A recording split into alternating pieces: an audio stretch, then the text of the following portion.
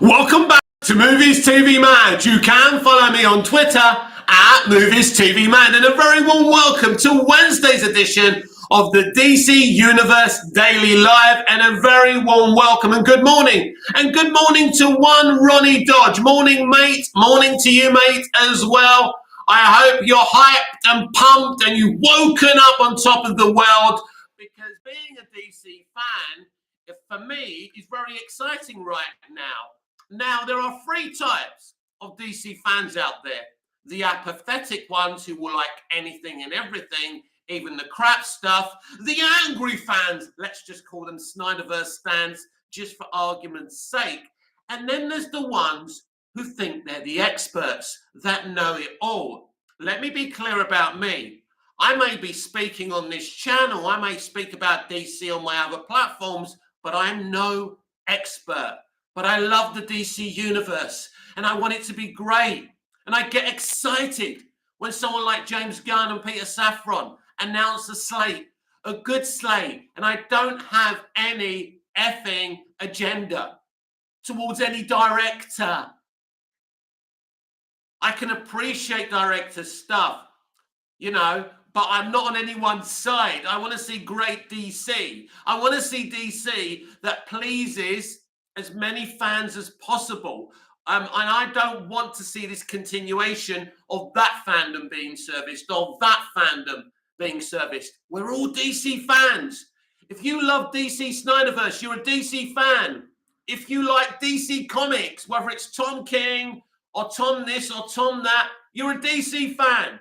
Everyone is a DC fan if they appreciate just one thing about DC. You're a DC fan. There's no real DC fans and fake DC fans. Now, I was just on Twitter, and someone was saying, oh, it's very difficult to do a Superman game if they're going to do one. They are going to do a Superman game. Take that from me, right? He was saying, well, how are they going to display Superman's powers? It's going to be very difficult.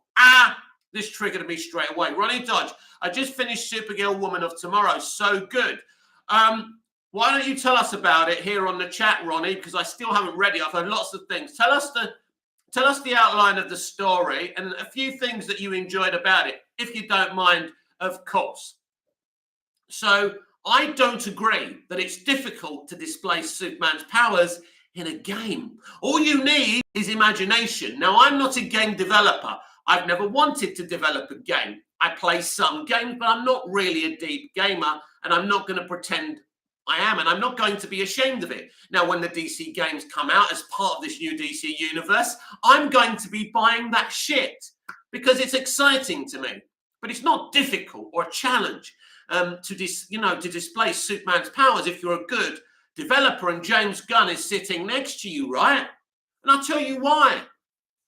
Because it's not difficult to display Superman's heat vision, or his flying, or him fighting someone, or him having freeze breath, or super sneeze, or anything else. These things are quite simple to display. One of the things that drew me to Superman as a kid was his freaking powers. His powers are awesome. People say he's overpowered. As someone with an imagination, why wouldn't you appreciate a character from another planet who can fly, who's impregnable, that, he's got heat vision and super breath. To me, for a young kid, it must be one of the most awesome things in the world. So it's not a challenge to create a Superman game. Well, everything's a challenge in life, right? They have to sit there and use their imaginations and also kind of develop the DCU story arc through all these games. Imagine a Green Lantern core game. I mean, come on, think about it. If you're a developer, there's nothing more exciting than developing a Green Lantern or a Superman game. Jesus Christ, a Batman game. We've already seen some awesome Batman games. So James Gunn and Peter Safran having this idea of having gaming as part of this DC universe is exciting. Now, games are difficult to develop and they take time, so schedules for those things could be problematic in coming out with the films or television shows or the animation, but it doesn't mean you don't try and attempt to do it. So I think it's a good thing. So everything's a challenge, especially with gaming, right? but it doesn't mean you shouldn't do it. And I don't think it's any more difficult to do a great Superman game and display his great powers than it is to develop any other game. Whether it's The Last of Us 3 or anything, each game developer has their challenges. And as I say, it takes a long time to do this, to develop games, because of this reason. I think what game developers do is fantastic, and they're very, very talented people. And so I reject the fact that what this person was saying, that it's going to be very difficult to display Superman's powers. I couldn't disagree less. As long as you've got an imagination and your glass is half full instead of half being empty, you can do it. We have been hungry, us Superman fans, for a Superman game for a long time. Ask any DC stan, any Superman stan. And this idea of having a universe with cinematic movies going through the theatrical system, streaming shows, animation, it's exciting. It's exciting as long as you don't have your kind of hands on another fight. I'm here for Zuck. I'm here for Jimmy Gunn. I'm here for this one. I'm here for that one. Do you realize how fucking stupid some of you sound sometimes? Stupid. I say this every day. I am sick of it. On the 14th of February, I will be with that brilliant campaign to sell Snyderverse to Netflix, whether it works or not. I'm here for it because they don't insult my beloved Christopher Reeve, my beloved Dick Donner, and they're being positive, and they're telling people to be positive. So I'm with them, and I'm following people supporting that campaign. Even though I believe there's little chance of it happening, I still think it's a wholesome campaign, so I'm sticking with it. But who I'm not sticking with are the people calling James Gunn a child abuser, and that's that. I'm not interested in you. And you keep on posting stuff about this one and that one being cut from the Flash. So what? They're trying to clean up a mess. They're trying to make DC a place that can be exciting and positive and, of course, make money. Because they're here to make money from us. And if they make good shit, why shouldn't they make money from us? Do you understand? We cannot remain, with the Snyderverse as the central universe. It didn't work commercially. I love it, but it didn't damn well work. Hello? Do you understand? So stop telling me and stop combining the Snyderverse movies and saying they made over $2 billion altogether, or telling me that 850 for BVS is good enough and that 650 for Man of Steel was good enough. It wasn't. Great movies, but it wasn't good enough. So now they're planning on doing something that actually works for as many people as possible. Ronnie Dodge. Kara makes friends with an alien child called Ruthie, but her father is murdered by someone called Krem. But going after him, Kara learns about the past, about herself and parents. Interesting. So where does Kara start this journey on? Is it Kandor or is it on Earth? Why don't you let me know about that, Ronnie? So that's my thoughts on a game. I don't think it's a challenge, and I don't think it's a difficulty to actually display Superman's powers in a game. And I'm surprised, because to be a Superman fan, you've got to have the imagination, right? To be a Superman fan from the beginning. Ronnie Dodge. Kara also lives on a piece of Krypton that survived the explosion, where everyone she knows dies in front of her. So she's living on a piece of Krypton, I'm assuming, on her own. So I think this could be a really, really, really good film. Now, I know that people don't like Tom King. I don't know Tom King. I don't know his comic book stuff because I don't really read comics, right? So from what you're saying, it sounds like a really good story. Focus on the story rather than the personality. This is the problem we have today. Everyone's so politically motivated, or hates this one and is here for that one. Everyone hating on Tom King. Apparently he supports cancel culture. I don't care, Fandom Menace. I don't care about your agendas, right? I'm hearing like Nerdrodic saying, the DCU reboot is a flop. How can it be a flop? How can it be a flop? It hasn't even started yet, my friend. Do you know what, Gary Nerdrodic? A lot of the stuff you say I agree with. and you do some really good stuff on your channel. But we can't have agendas against people. We've got to speak like intelligent people. So I don't know about Tom King. All I know is this sounds good, and I'm going to give it a chance. I don't care about Tom King, right? I don't care about the personality. I care about DC, and I care about DC having great stuff. So let's hope, as James Gunn said, they're putting the story first.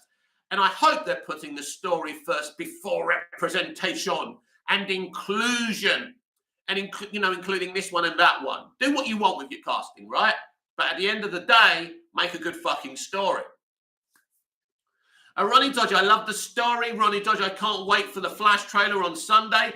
Yes, it's actually coming. It's actually coming at long last, and I can't wait to see it. 2.5 minutes of greatness, hopefully. And I hope, well, we know what's going to happen. The same old negative so-and-sos are going to go after that trailer and freeze frame it and try and say it's bad CGI, blah, blah, blah. The same predictable, bitter and twisted PRICKS. The same people I see on my timeline again and again and again.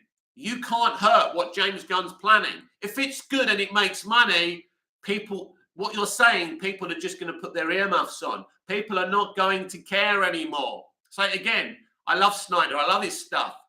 But you know what? Get over it. It's boring. It's so boring. And you're not going to stop this if it's good. Because no one is going to say, oh, we'd rather have the Snyder stuff than James Gunn. Because now, I don't mind his stuff getting finished somewhere. That's fine. But I want this. I want an amazing interconnected universe. But I also want DC Elseworlds doing like individual standalone shit as well. It's exciting. So some people are kind of disappointed that maybe Constantine 2 isn't happening. I love Keanu Reeves. I do. But he's no fucking Constantine. I've seen that movie. It's an okay movie. But he's not Constantine. Even when I'm watching that film, I'm thinking, why did they think this guy could play Constantine? Because he's Keanu Reeves and he would put butts on seats. But I don't think it was a successful movie, by the way. There's no justification for even doing a Constantine 2 with Keanu Reeves, apart from one thing, that he's the flavour of the month again. And maybe he could put butts in seats. But also, it could be another Black Adam situation where people are saying, no, give us Constantine. And I think that James Gunn is going to give us Constantine. And James Gunn's made another super decision along with the Invisible partner, who doesn't really get mentioned, Peter Safran. Peter Safran's part of this, but he's not on Twitter. He's not the talker. He's the brains behind the brains, if you like. And he doesn't want to be part, James Gunn's basically said, look, I'll take all the bullets, Peter. You do your thing. So I think it's a great partnership as well in that way. James Gunn's happy to take the bullets from the Snyderverse stand. So you can keep calling him those names and it's not bothering him. He's just going to keep on triggering you by posting pictures of Superman. Now, apparently you don't like pictures of Superman, and you're going to get even more angry when we see the new actor in the costume and he's wearing the trunks. I don't care if he's wearing the trunks or not, but I bet you my last dollar, which I don't have any dollars because I don't live in a country that uses dollars, but I bet you my last euro, and we're pretty close to that right now, he will have Superman wearing trunks. Good. I'm glad. And if it upsets people who don't like the idea of, a pure, good Superman, then that's your problem, not mine. So what does this phrase mean? Getting Superman right. One of my people on here, John, put it on my chat last night. I hope James Gunn gets Superman right. But what does that mean? What does getting Superman right actually mean? Because Ted down the road thinks that Superman should wear the red trunks, and Jenny down that road thinks that Superman shouldn't wear trunks. Tom down there thinks that Superman should kill. It's fine. And Jimmy down there thinks that Superman shouldn't kill, right? Do you get what I'm saying? How do you work on something so iconic, so well known that everyone has pre-established ideas about? In the end, you've got to do the stuff that means something to you. Now, this is something that Bryan Singer said when he was doing Superman Returns. He was very nostalgic about Dick Donner's Superman the movie. That's why he made Superman Returns. It was an unapologetic love letter to Dick Donner's movie. And in that sense, it's a beautiful love letter to Dick Donner's movie. Superman Returns absolutely is a great love letter, especially when Brandon Routh as Superman is reciting what Marlon Brando's Jor-El says to Baby Kal-El on Krypton. It's a fucking beautiful moment. And Brandon performs the living shit out of it. It's a beautiful moment. I'm seeing that in the cinema and I'm crying. I am crying. It's amazing. So people who try and take down Superman Returns and say, well, it's just a love letter to Dick Donner. It is. It's unapologetic. And one day a Snyder fan out there may try and make a Superman film that's a love letter to Man of Steel, to Zack Snyder, David Goyer, and Christopher Nolan. And I'll be fine with that, right? Maybe I'll be dead by then, right? So it's all okay. It's all okay. But in terms of James Gunn, I don't think out of all the DC characters, Superman is James Gunn's character. And maybe that's a good thing. Maybe that's good because he can take a step back and listen to all the voices that want this and want that for Superman, and then make an intelligent decision. And the intelligent decision is to take a Superman that uplifts people. That's this fantasy rather than this reality. Because you tried making Superman a reality, and ultimately it didn't fill up the coppers in the piggy bank, did it? It didn't work. Man of Steel is a movie I appreciate, but I can sit here picking it to pieces. BVS is a film I appreciate. I can sit here picking it to pieces. Same with the Snyder Cut. Snyder Cut is a beautiful Justice League movie. Good luck when you make another one. Maybe that's why James Gunn won't be making a Justice League movie in a hurry. But I mean, I think it's going, when they do make a Justice League movie or a Justice Society of America movie, it will feel very different. And that's okay. Unfortunately, some of these Snyderverse stans will keep on coming after James and whatever he chooses to do. Interesting thing. I think, was it Collider or ComingSoon.net did an article titled James Gunn Will Always Be Haunted by the Snyderverse. I don't think James Gunn will always be haunted by the Snyderverse, but I think DC probably will always be haunted by the Snyderverse unless they right the wrong. And righting the wrong means allowing Zack to finish off his shit somewhere. Because there is money to be made from it. And I'll say that. There is money to be made by restoring the Snyderverse, finishing it, then leaving it. There is money to be made. There's not, I don't think there is much. I think there's more money in doing what James Gunn and Peter Safran want to do ultimately, but there's still money to be made. And they should allow the man to finish his thing. That it doesn't hold anyone anymore. So getting Superman right is a very difficult thing because the Snyderverse complicated what that meant. It means that Superman, just like Doctor Who and Sherlock Holmes and all these different iconic characters, mean some different things to different people. So it's literally impossible to get Superman right for everyone. But universally, what does that mean? Getting Superman right. For me, he's got to be the archetype of the good man, the old-fashioned good man with Midwestern values, a gentleman. That doesn't mean he has to be boring. I've spoken about a line I wrote in my script for Superman, for a Superman movie, which basically has Metallo and the Elite, Manchester Black, in a big story. So there's this bit in my script where someone tries to shoot Superman, and he looks at this person once the bullet bounces off of him, and Superman goes, "Where have you been?" The Phantom Zone. It's meant to be a gag. What does that mean? Basically, it means, why are you shooting me, man? You know I'm fucking bulletproof, right? It's a gag. So you can make Superman a little bit funny. He can have gags. Christopher Reeve's Superman had great gags. In Superman the movie, when the guy whacks him over the head with that bar, and he goes, and the guy's vibrating, he goes, "Bad vibrations, it's fun." So he can still be good. He can still be this straight guy. And I'm not talking about sexually before anyone gets upset, but this guy that's good. and believes in being good. And he's naturally good because he was brought up by the salt of the earth with Midwestern values, but he can still be funny. He can still have gags. He can still be fun as Clark Kent.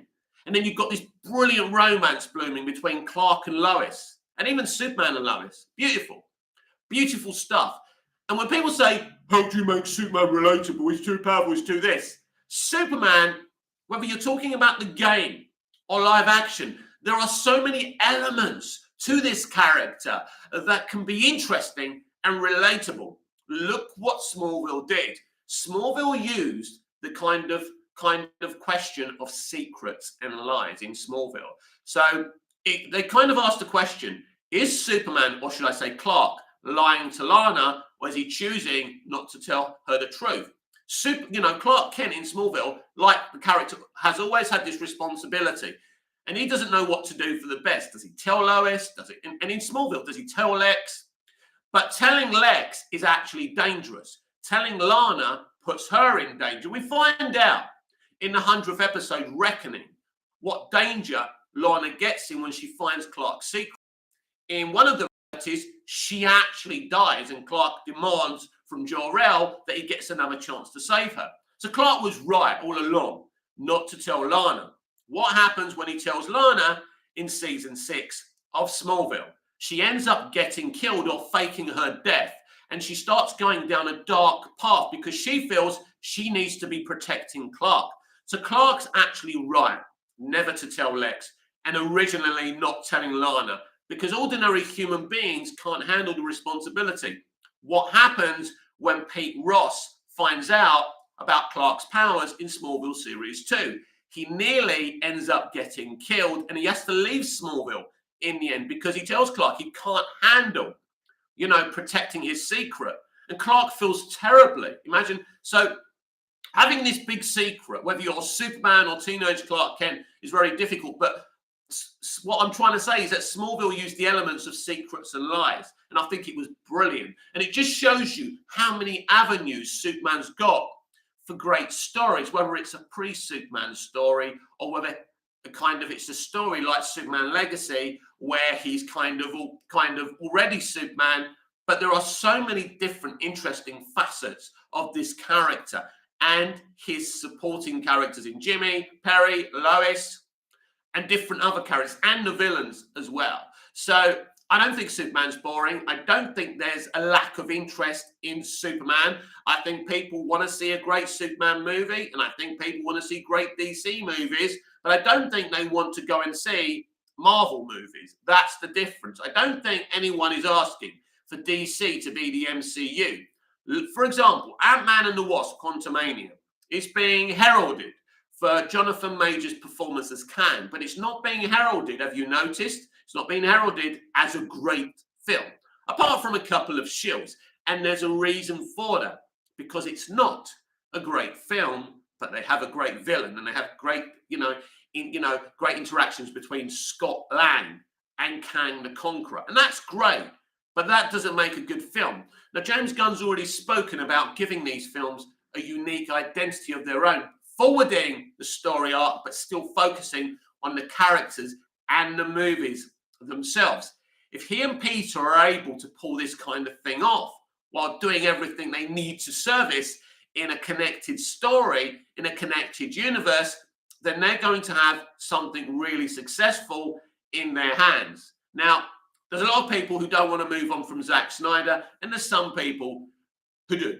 Now, we've been stuck in this kind of merry-go-round for many, many years, and James Gunn is here to move us on from that merry-go-round.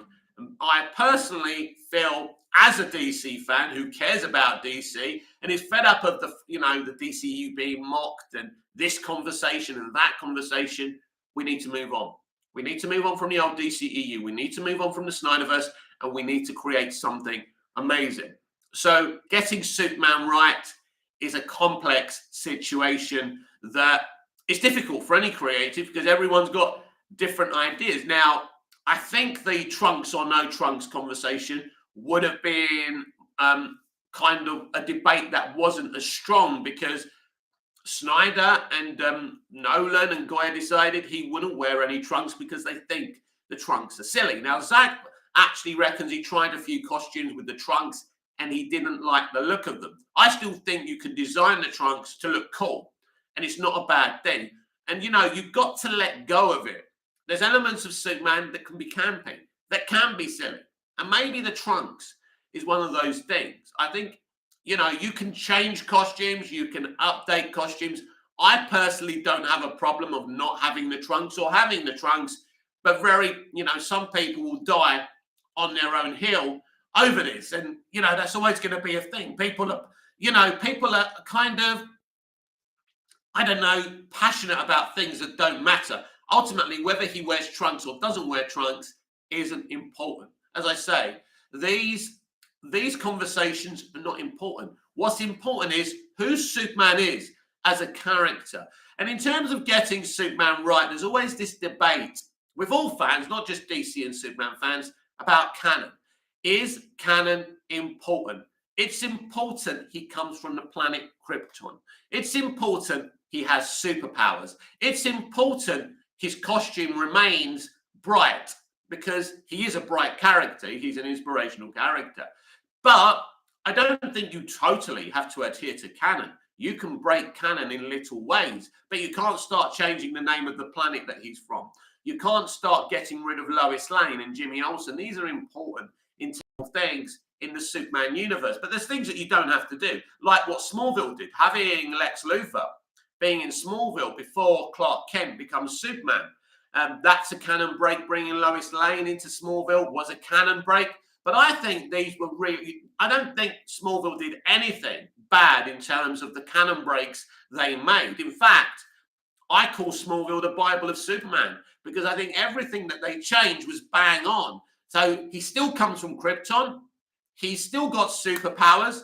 But in Smallville, they introduced new stuff like the Kawatche Caves. The Kawatche Caves is not in the comics, but it's a good thing before we're allowed to be introduced to the Fortress of Solitude. And the Kawatche Caves was very interesting.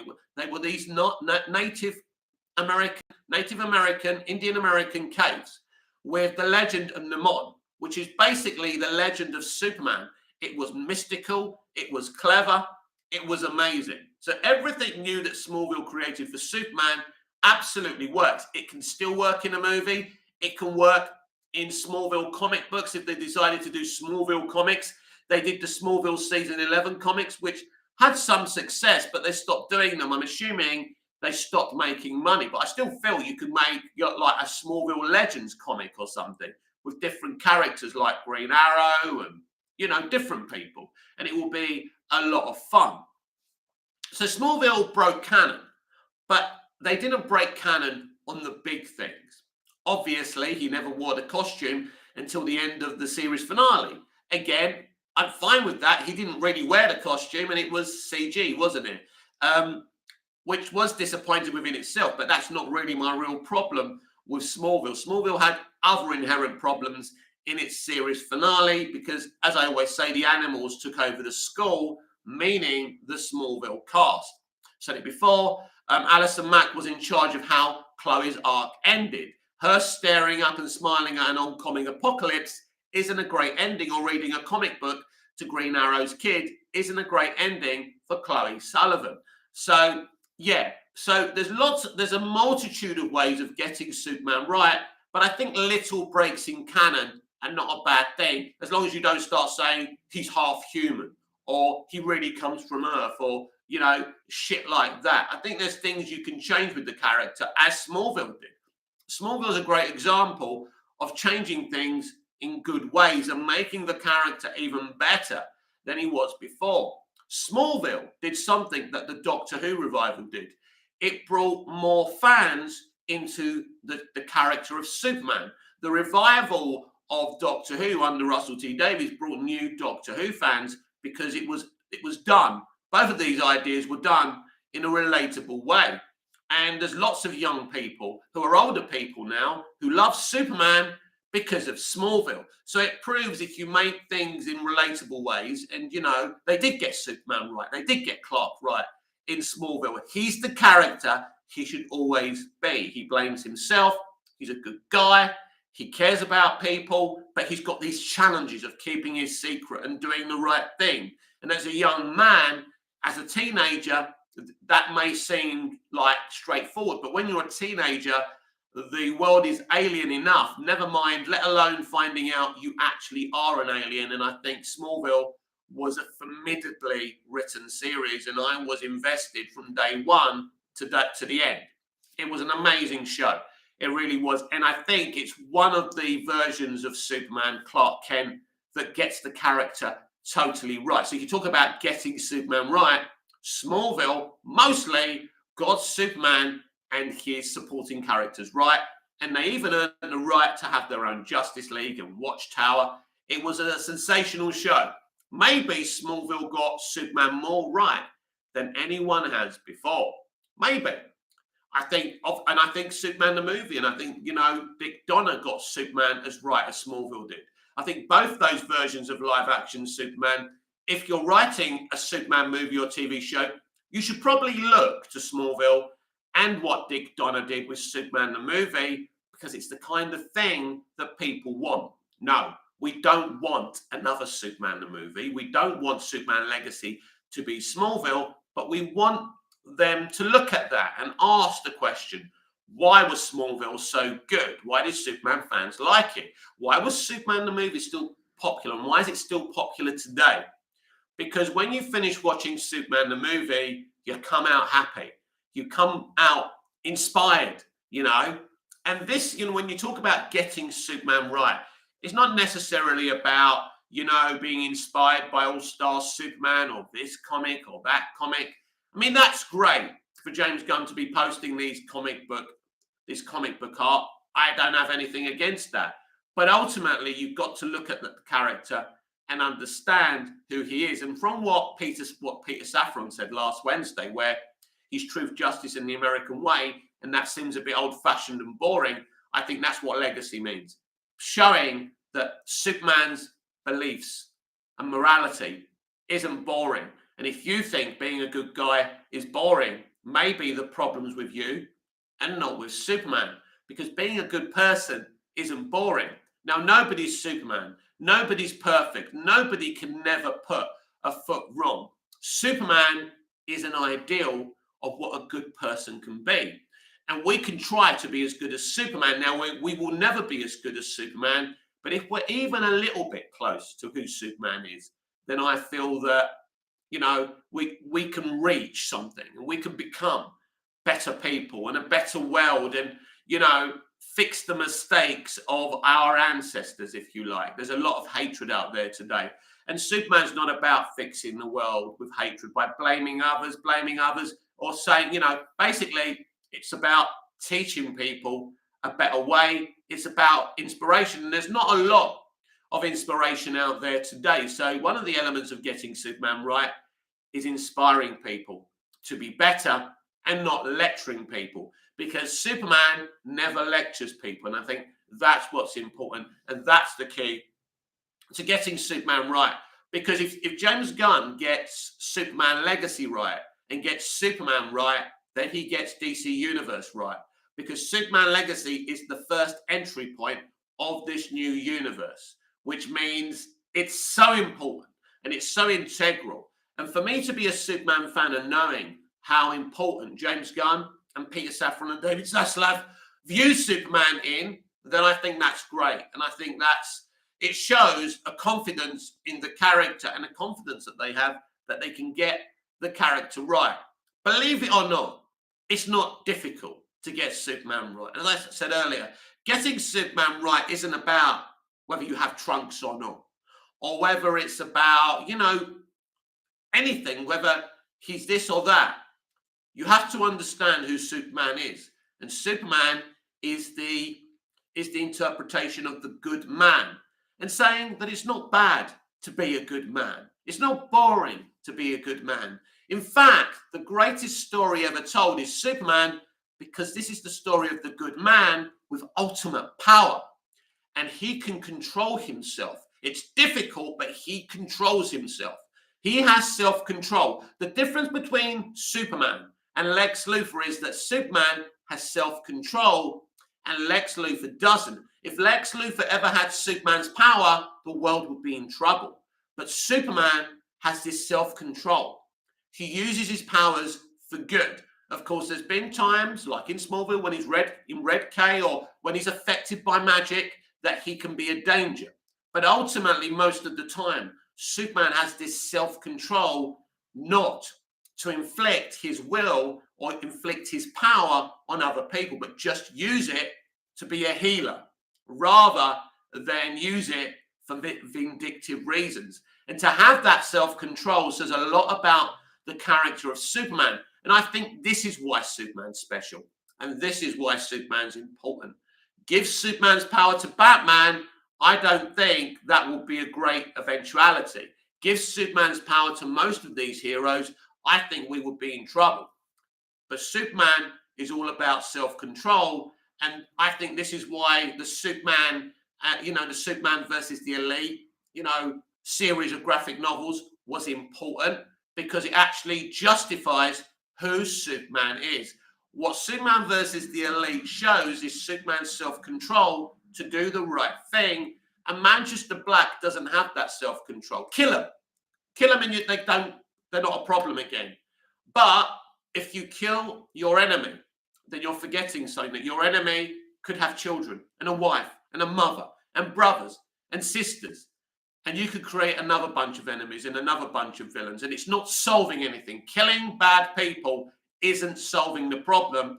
And this is what Superman versus the Elite actually, it teaches us. And I think if we can do that within a Superman film, and this is why my Superman movie script, which is my fanfic basically, was inspired by Superman versus the Elite. We have Metallo. We have Manchester Black and the Elite demanding that Superman murders Metallo. John Colburn was once Lois and Clark's friend. They worked at the Daily Planet before, in my story, not in the comics, but in my story. And we have flashbacks to Superman in the Second World War being pressured to kill the Nazis and Adolf Hitler, and Superman refuses. And that's the element of my story. Superman can't kill Adolf Hitler. He can't kill the Nazis, because he's on Earth to protect everyone, even the bad people. That's the point of Superman. And that's the point I was trying to tell in my Superman script. And that's the story the author of Superman versus the Elite is attempting to tell.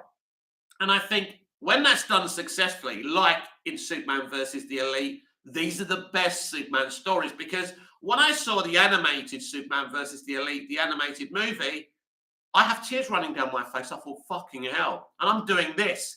And I'm thinking, this is why I love Superman. Because he's good. Because he has self-control. And in Superman versus the Elite, he's pushed to the pinnacle of being a killer.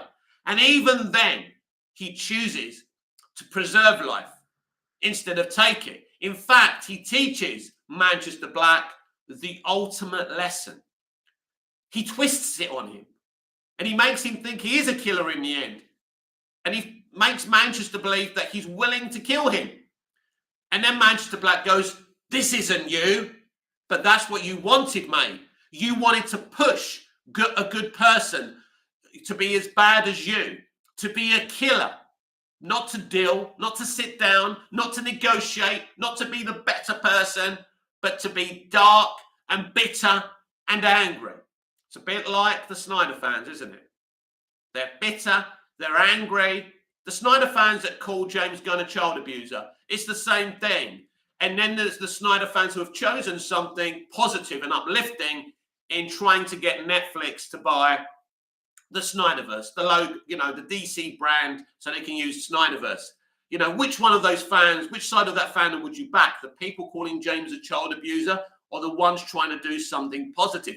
It's the same thing. Superman would approve of selling the Snyderverse to Netflix. They wouldn't approve of a bunch of people calling someone a child abuser on Twitter. Think about it. You claim to be a DC fan, you claim to be a Superman fan, but you're not upholding the principles of the character, because you actually believe that Superman is evil. And you like that. When you talk about Homelander, you go, that's Zack Snyder's Superman. It's not. It's not. That's not the principles of Zack Snyder's Superman, or that film, that horror film that James Gunn produced about the evil kid who's got Superman's powers. Those people are not Superman. That's not Snyder's Superman. That's not the story Snyder was trying to tell you. Should I tell you the story Snyder was trying to tell you? This is a kid in an impossible situation. And Snyder wanted him to earn the right to be the Superman we know and love. Snyder wasn't telling the story of evil Superman. That's not the story he was trying to tell you. But you actually think Superman in the Snyderverse is fucking Homelander? He's not. That's on you, because if you like the idea of Superman being Homelander, you ain't no fucking Superman fan. You don't even understand who Superman is and why he's important and why he's from ending my life as a child. You don't understand. You don't understand what this character is and what he means to millions of people around the world. Dodge, Mick, did you Quater is going to be for United, right? We'll stop this for just a minute to talk about this, right? I don't think there's any official, it's not like a Quater company are going to buy Manchester United, definitely. What they're saying is, I think, that there's going to be a bid, and probably it's going to be the highest bid, which means they've got a chance of getting it, because highest bidder wins, right? That's business. So I don't think it's a foregone conclusion that this happens yet, Ronnie. Let's cross our fingers. My opinion is Quater buying Manchester United is the best eventuality. More money, you can wipe out all the debt, and basically you don't have to sell to bring in players. It will make us very, very powerful. But I don't want us to end up like City, who end up breaking every Premier League and FIFA and UEFA rule. And so, but I think this is what I want. If Sir Jim buying the club means struggling still, having debt, but not moving forward with a stadium, I don't think that's right. And unfortunately, in an ideal world, I wouldn't want Quater to buy Manchester United. I'd want a local person to buy it and do the right things and build it up slowly. But unfortunately, that's not the world we live in. But at the moment, Ronnie, they're not definitely buying Manchester United, but clearly they're going to make a bid. They were always going to make a bid. Many billionaires are going to make bids because United has so much potential. So going back to Superman, Zack Snyder's Superman isn't Homelander.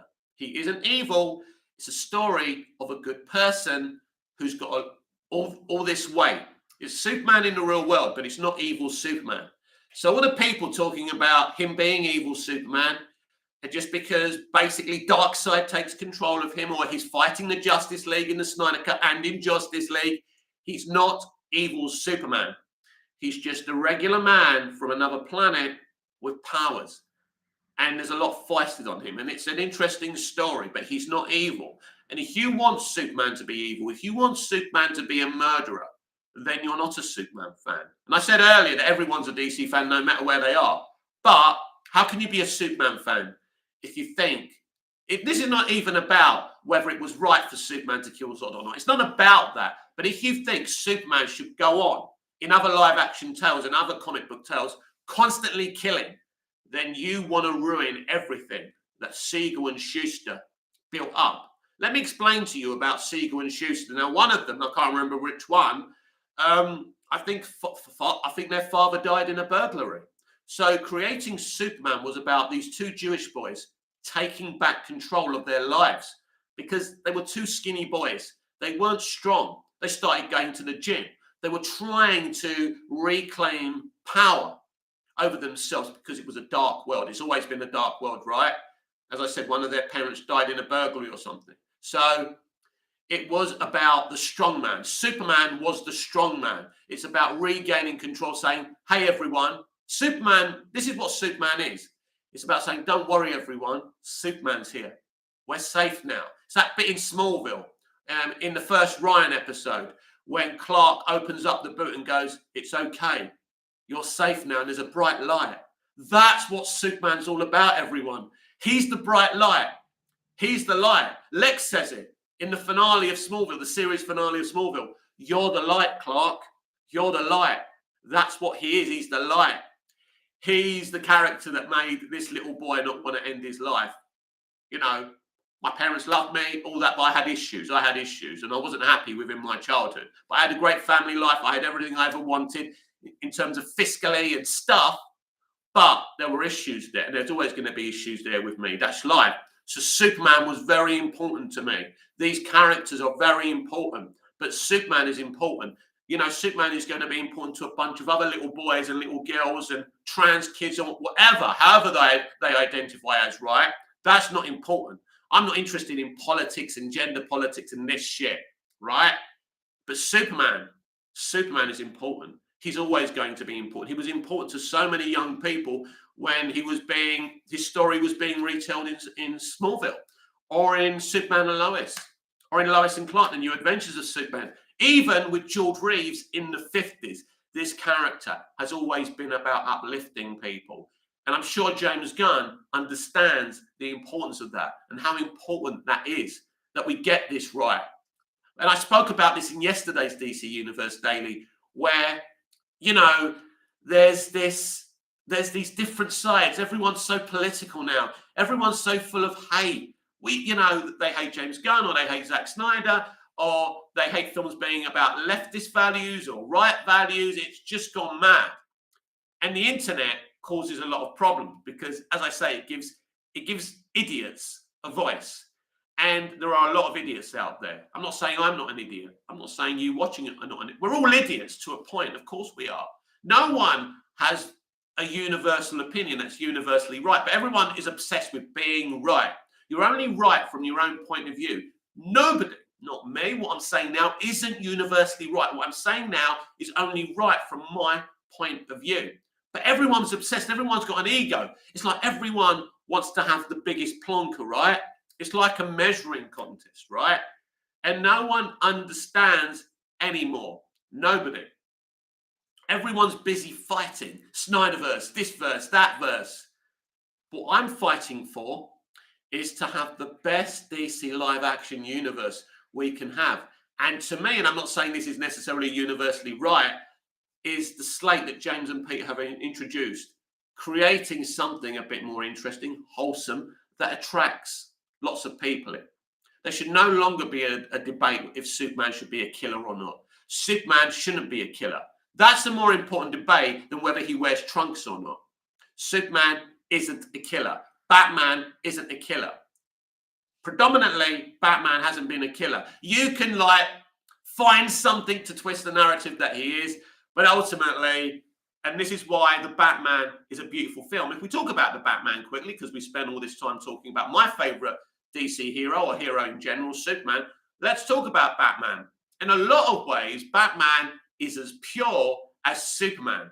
And a lot of, I think, fans who don't understand the character, who haven't picked up a comic or watched the animation, don't understand how pure Batman is as well, in terms of not wanting to kill. And this is why people were very offended by BVS. I mean, Batman was branding people. I love BVS, but I think Batman branding people is a step too far. You know, I don't mind an anti-hero doing that, but I don't think, by the way, I don't think Batman is an anti-hero. So in The Batman, written and directed by Matt Reeves, there's this realization. All throughout the film, some people call him Vengeance. He's known as Batman, but he's known as Vengeance. Selena Kyle, Catwoman, calls him Vengeance. And when one of the villain's helpers says, "We were doing this for you," Vengeance, whatever is said to him, I can't remember exactly, he realizes, Bruce Wayne has this realization that I'm inspiring people to be hateful. And this is why he jumps down to the level of the people in trouble, drowning. And he starts saving people. And he carries a child. I think it's a child. And it's a beautiful moment. It's the moment Batman decides to be a hero for justice rather than about revenge and vengeance. It's the tale of Batman choosing the right side, choosing to inspire people. And in that moment, I'm reminded of Superman the movie. And that's what the film reminds me of, because all throughout the movie, it's very noir, it's very dark. Batman basically doesn't utter a word, but in the end, he makes a decision. He chooses who he's going to be. And it's just like in Superman the movie when Lois Lane dies and his father's screaming from the heavens, "You are forbidden to interfere in human history." And Superman, he doesn't literally say this, but Superman says, "Fuck you. I'm not you. You're not here. This woman, a human being, is dead. And even worse, I've fallen in love with her. I'm not, if I can change this, I will." And I mean, I think that should have had consequences. Of course it should have. They could have had a Flashpoint scenario with what Superman does. But ultimately, I like that bit. He chooses hope. He chooses to do the right thing and not to allow a human being to die. And also, as I say, as displayed in Smallville, Superman always feels responsible for his failures. So he doesn't accept one person dying, and he never will. That's when Lana dies in Smallville in the episode Reckoning. He begs Jor-El for another chance to save her. But as Jor-El rightly says, you can't, basically, if you save one life, another one will die. And he sacrifices Jonathan for Lana, and he doesn't know he doesn't know he has that choice. Now, it would have been a very interesting episode if Jor-El goes, she lives or Jonathan lives. Now, that would have been a quandary, and I don't think, as Martha said to him before the funeral, I don't think you could have chosen between them. So I think that's just shows you, again, what an interesting, deep character Superman is. He can't accept death. He can't accept it. I think he can accept his own death, but he can't accept the death of others. And that's who the character is. And that's very important. That doesn't make him boring. That makes him interesting. Because if seeing people getting hurts you, if the earthquake in Turkey right now, right, it hurts you, because we're talking about a humanitarian disaster. Imagine if we had a Superman right now. It would be great, right? Because Superman the movie pretty much is an earthquake, right? But when you think about, you put yourself in those people's position, you think, shit, they haven't got their homes. How would I be in this situation? I'm not far away from Turkey here in Cyprus. We felt the tremor. So it could have happened to us. And there is a selfish part of you thinks, thank fuck it wasn't us. So this is who Superman is. And this is how special he is. And this is how special all these DC heroes are. And if you take a deep look at them, you see, Snyder took a deep look at Superman. But I think there's another way you can take a deep look at Superman in the ways that I've been explaining. In terms of what Smallville did with the secrets and lies and the fact that he can't accept failure or defeat. And I think that's important, to value human life so much that it really upsets you when you don't save a life.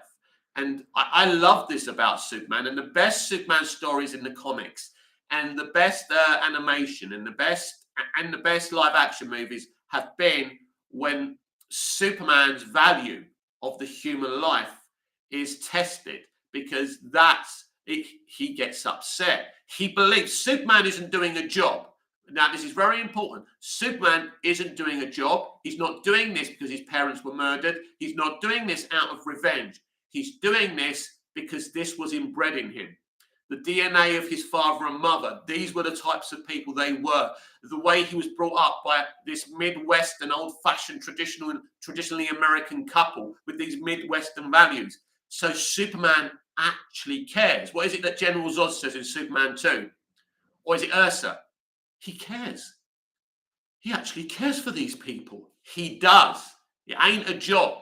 He feels responsible. He feels it's his job to protect people. So this is why you don't make Superman a killer, that he's not Homelander. And if you want him to be Homelander, the problem is with you, not with Superman. So nobody should ever be calling this character boring. He is not your grandfather's superhero. He's not. Now, Superman was created in 1938. My God, a different time, a different time to us. The Nazis were coming to the fore. Second World War either started or was just about to start, I think. So it was a very different time. People didn't have the time for self-care and to argue about politics. The world was under siege by a fucking maniac. They were being pelted with air raids. The world was at war and the world united. How can this world today unite. You only have to go on fucking Twitter to see how divided we all are over silly fucking things, over films, over politics. And it's very sad. But these people had no choice but to unite. Could we unite with a third world war now? If a maniac came after us? Could we? Do we have the potential? Maybe a character like Superman can unite us. Because right now with Snyder's Superman has divided us as fans. And it's never nice to see the human race divided. We need Superman to inspire people again. Like he inspired me in Superman the movie and in Smallville. And that, my friends, is what getting Superman right is all about. He is what he is, and you can't change what he is. So the people who created Homelander, maybe they thought a nice superpowered guy like Superman's boring. Let's make Homelander. He's much more interesting. Well, I've watched The Boys, and the Homelander isn't more interesting than Superman. Yeah, he's an interesting character, and you can see, I mean, he's bad to the bone, that there's times when you look at the actor's kind of face reactions, you can see how conflicted the character is, and it's very interesting. But that, my friends, isn't Superman, and it isn't even Zack Snyder's Superman either. Evil Superman isn't relatable, isn't interesting. The good Superman that I grew up with, that a lot of us are demanding for, that's what we want. We want inspiration. We need a fictional character. We need entertainment to heal us. Because right now, entertainment is dividing us. People in the industry are dividing us instead of uniting us. Why? Why is it okay for someone in entertainment to call out every straight white male merely for being a straight white male? Why do I have to field questions from my nephews and they ask me, why are people in Hollywood, why do they hate them? What have they done wrong? They don't understand. How do you explain that to a child? You can't. You can't, I'm afraid. We are divided. There's so many divisions in the world.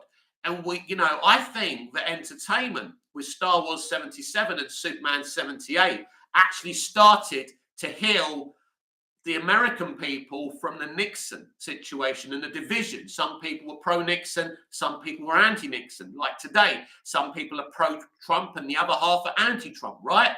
We are in the same situation. So Superman Legacy could actually heal America and heal these divides in the world, because entertainment should never divide us. It should unite us, as Star Wars 77 and Superman 78 did. And there's a reason for it. There was no reason to be divided over Star Wars 77 and Superman 78. All of a sudden, movies were inspirational. And here's the truth. Prior to those films, they wasn't inspirational. And right now, entertainment isn't inspirational. Because when you watch the finale of She-Hulk and you see them attacking a certain group of people, you think, who is this for? Who does this heal? Does this make you feel better, Disney, and the people making this show and Kevin Feige? Does this make... Because basically what happens to the people who live off this stuff, who want to be inspired, and they see the fandom menace and the right wing and the entertainment industry at each other's throats? What about the people who need the escape, who need to be inspired? Like me when I was a little boy, and thankfully so many things inspired me and gave me an escape. You're hurting those people by not giving them the inspiration they're looking for. And when you watch something like the She-Hulk finale, you just go, oh my God, what have we become? Not just as creatives, but as an audience, divided. We need to be united. Hollywood and the entertainment industry and the consumer need to unite. Ultimately, we need you and you need us. But pulling on the tightrope in two different directions isn't going to work. And that's what getting Superman right means. Superman being made right is simply about inspiring your audience. So when you come out, you feel happy. You feel on top of the world, that you feel all your problems can be dealt with. That's what getting Superman right means. This has been Wednesday's edition of the DC Universe Daily Live with me, Mick, your host with the most. Just ask your girlfriends and your wife. Please like, share, comment, subscribe, hit the notification bell so you don't miss this beautiful perfection. I will be back tonight around 8 p.m. UK time for our normal live evening, couple of hours chat. Chingwag, losing my voice. I've been talking for too long, so I'll be back live tonight. So until I see you again, goodbye, au revoir, auf Wiedersehen. See you tonight. I really enjoyed that. I hope you did too. And if you missed it, rewatch it. I had a great time. I think it's time for lunch. See you later. Bye.